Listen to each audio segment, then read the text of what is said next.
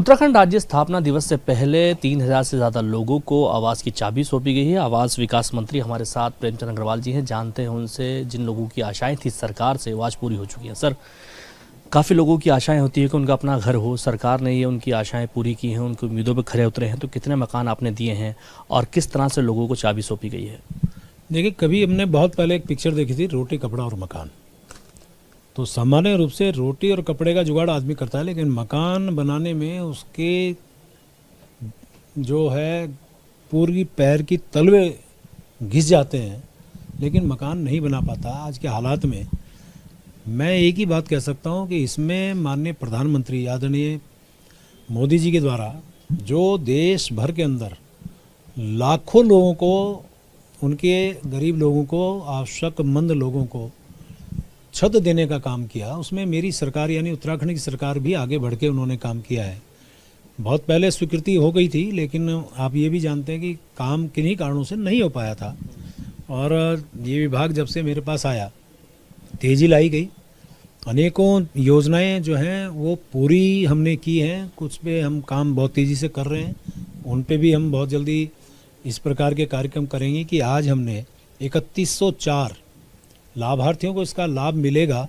उसके लिए 4 परियोजनाओं में 5-5 लोगों को पूरा काम होने के बाद उनको हमने चाबी सौंपी है। इसमें जो है उकरौली 1 सितारगंज में 1168, उमेदपुर रामनगर नैनीताल में 528, महुआ खेड़ा गंज काशीपुर उधम सिंह नगर में 584, ऐसे गंगापुर गोसाई में यानी कुल 3104 लोगों को इसका लाभ आज मिलेगा। उनको अपनी छत मिलेगी, मैं उनको बधाई दे रहा हूँ। और राज्य स्थापना के पूर्व संध्या पे हमने ये काम बहुत सादगीपूर्ण तरीके से किया, क्योंकि हमारे सामने एक घटना 36 लोग जो अल्मोड़ा के बस दुर्घटना में जो दिवंगत हो गए थे, उसको लेके उनको श्रद्धांजलि भी हमने दी है। और इनको लेट ना हो इसलिए सादगीपूर्ण तरीके से हमने उन 5-5 यानी 4 गुणा 5 20 लोगों का चाबी सौंपी। आप शहरी विकास मंत्री भी हैं। नगर पालिकाओं के चुनाव, नगर निकाय के चुनाव एक बड़ी जिम्मेदारी है और 10 तारीख तक सुना था कि घोषणा हो जाएगी उनकी। ये हो पाएगा नहीं हो पाएगा, एक संशय बना हुआ है, क्योंकि अभी तक आपका जो आरक्षण का रोस्टर है वो भी तय नहीं हो पाया है। तो उसको लेकर के सरकार क्या कर रही है?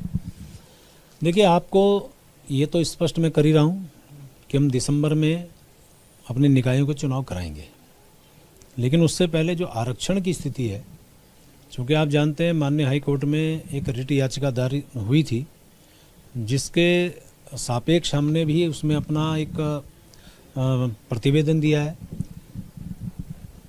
एकल आयोग बना था जस्टिस BS वर्मा की अध्यक्षता में, उनकी रिपोर्ट सरकार ने स्वीकार की, कैबिनेट ने पास की।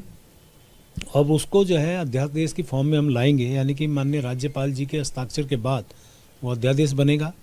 तत्पश्चात आरक्षण की कार्रवाई होते ही हम चुनाव कराने की स्थिति में होंगे। हमारे साथ बात करने के लिए शहरी विकास मंत्री प्रेमचंद अग्रवाल जी थे, जिनका कहना है कि नगर निकाय चुनाव दिसंबर तक हो जाएंगे। साथ ही 3000 से ज़्यादा लोगों को इस बार आवास दिए गए हैं।